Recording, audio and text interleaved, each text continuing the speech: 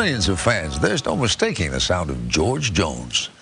And there's certainly no mistaking the fact that he's traveled a country mile and then some to get to the top of his field. Our chief Washington correspondent, Bob Schieffer, journeyed to the capital of country music, Nashville, for this Sunday profile. We're from CBS News, and we wonder, is there any George Jones fans here tonight?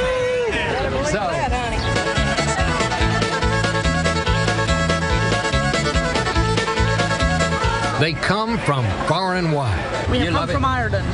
You came from Ireland? Yes. The young. How long have you been a George Jones fan? Since I've been 2 years old. And the not so young. Hey, George, I'm Sweet Evelina, honey. You know I can get you going. This is the mother church of country music, the Ryman Auditorium in Nashville, Tennessee. And they're here. Love you, George. Because George Jones is here. Hello, everybody. Wonderful. Got a great crowd tonight. Tell me why, baby, why, baby, why, baby, why you make me cry, baby, cry, baby, cry, baby, cry. George Jones has been singing for most of his 78 years. But after the life he's led, the wonder of it isn't that he's still singing. The wonder is he's still alive. I was born to boogie, I guess, as Hank says. Well, in North Carolina, way back in the hills, in my old backyard. Born to boogie and a whole lot more. The truth is, George Jones doesn't just sing country. His life is a country song. I've been living in hell with a bar for myself, still paying for my cheating crime. A tune of drinking and cheating, living and loving, but somehow getting through it all.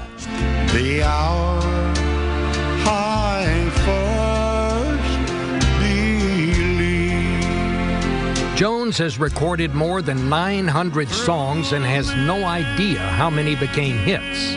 But there's been a bunch, like White Lightning. White Lightning. So now the race is on, and here comes Pride in the Backstreet. The Race is On. He stopped loving her. He Stopped Loving Her Today. They placed a ring upon his door. It's not the number of hits, but the way he can wring every last bit of emotion out of a song that awed fellow singers like Waylon Jennings. He said, if all of us could sing the way we wanted to, we would all sound like George Jones. Well, that was very nice of you. Listen to the blues they're playing. Jones has a voice that has been shaped by a hard growing up. Out there in the big thicket country of southeast Texas, for the Jones family and their brood, about the only entertainment besides church was listening to the Grand Ole Opry on Saturday night. When you grew up, you didn't have a lot of money. But were you happy in those days? You know, it seems like you were because you didn't know any difference. You know, when you don't have nothing, you know, you don't expect much. Mm-hmm. His pa brought him his first little Gene Autry guitar when he was 11. He learned 3 chords at Sunday school and was soon playing on small-town sidewalks. Churches let out, and all these people started walking by, you know. Next thing I knew, you know, they were pitching nickels and pennies, dimes and quarters. I didn't even know you got paid, you know, for doing anything like that. After about an hour, I counted my money, and I had almost $25. And that was more money than I'd ever seen in my life. By the age of 16, he had graduated to the honky-tonks of the Texas oil fields.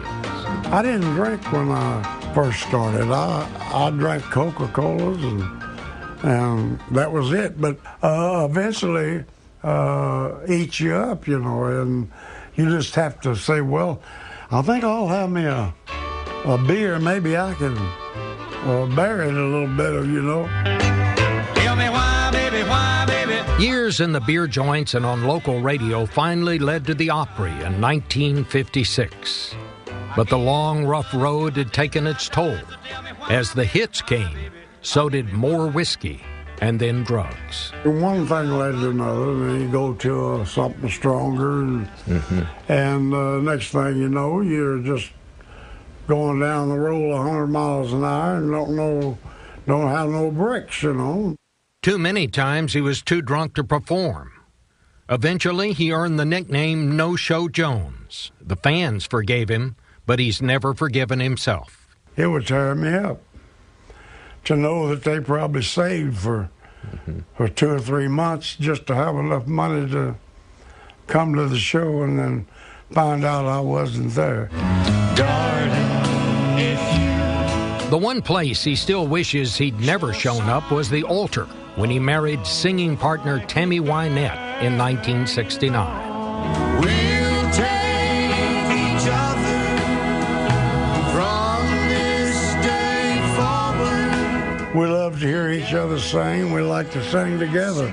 I think we love that part of the love more than we did what you call real love, you know. But we should have stayed single, I reckon. The failing marriage drove him deeper into drugs and alcohol. Friends hid his car keys to keep him out of bars. But Jones needed a drink so bad he once commandeered a lawnmower and rode it to a beer joint. I drove it all the way 2 or 3 miles till I could catch a ride. I was really something else back in those days. By the 80s, Jones' career was stuck in low gear too. That is, until he was asked to try out a new song about a man who loves a woman until the moment he dies, a feelings Jones didn't know much about. You didn't like that song when they first brought it to you. Oh, I did. I liked it, Bob, but I kept thinking, no, this song ain't going to sell because it's too sad. Jones asked the writers to add an extra verse, a proper ending to the song that many call the best country song ever. He stopped loving her today. What was it? She came to see him. Say it for me. Well, if I can remember it.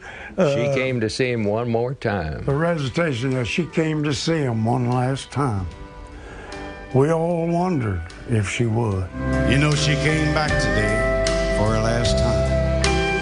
Oh, and we all wondered if she would.